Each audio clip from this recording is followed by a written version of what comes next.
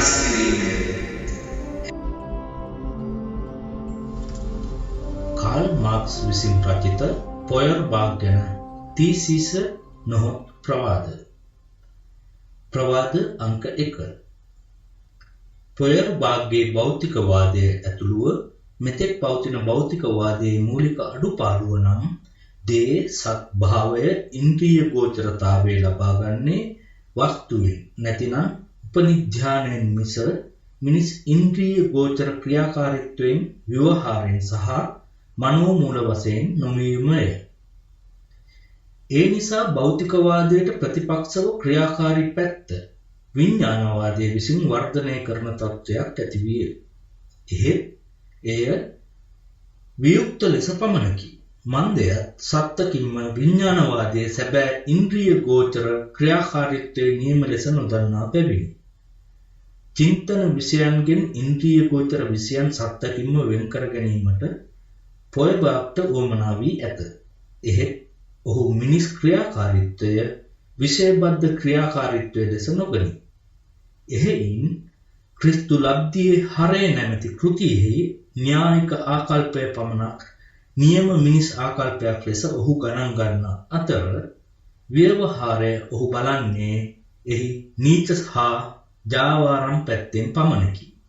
ඒ නිසා ඔහු විප්ලවීය ඌද ව්‍යවහාරික විවේචක ඌද ක්‍රියාකාරීත්වයේ වැදගත්කම වටහා නොගනී. වාස්තවික සත්‍යය මිනිස් චින්තනයට ආරෝපණය කළ හැකිද යන ප්‍රශ්නය හුදු න්‍යායික ප්‍රශ්නයක් නොව ව්‍යවහාරික ප්‍රශ්නයකි. ව්‍යවහාරයේදී මිනිසා ඔහුගේ චින්තනයේ සත්‍යතාවය එනම් එහි ක්‍රියාශීලී භාවය බලය හා ලෞකිකත්වය ඔප්පු කළ යුතුය. ව්‍යවහාරයෙන් බැහැර වූ චින්තනයේ ඇති සත්‍යතාවය සහ අසත්‍යතාවය පිළිබඳ විවාදය හුදු පණ්ඩිත විචාරත්වයක් පමණකි. ප්‍රවාද අංක 3.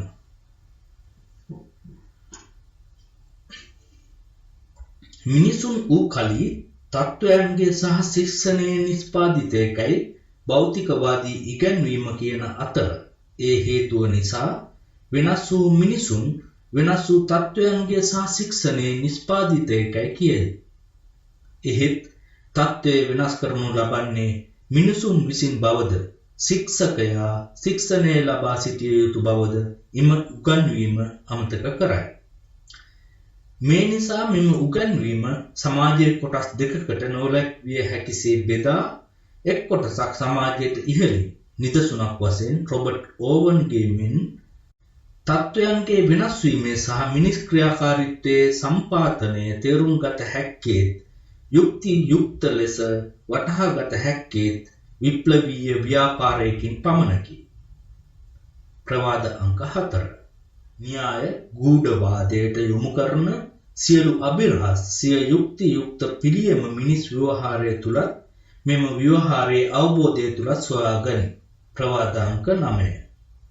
උපනිධානික භෞතිකවාදයට එනම් ඉන්ද්‍රිය බද්ධතාවය ව්‍යවහාරික ක්‍රියාකාරීත්වය ලෙස වටහා නොගන්නා භෞතිකවාදයට ලැබිය හැකි උසස්තම ජයග්‍රහණය නම් ප්‍රජා සමාජයේ තනි පුද්ගලයන්ගේ උපනිධානය පමණකි. ප්‍රවාද අංක 10. පැරණි භෞතිකවාදයේ ස්ථාවරය වූ කලී ප්‍රජා සමාජය වන්නේය. නව භෞතිකවාදයේ ස්ථාවරය වූ කලී මිනිස් සමාජය හෙවත් සමාජයික මිනිස් සංහතිය වන්නේය. ප්‍රවාද අංක 11. දාර්ශනිකයෝ ලෝකය විවිධාකාර ලෙස විවරණය කළහ. එහෙත් එසේ වුවද ප්‍රධාන කාරණය නම් ලෝකය වෙනස් කිරීමය. 1845 වසන්තයේ කාල් මාක්ස් විසින් ජර්මන් බසින් යෙදුණු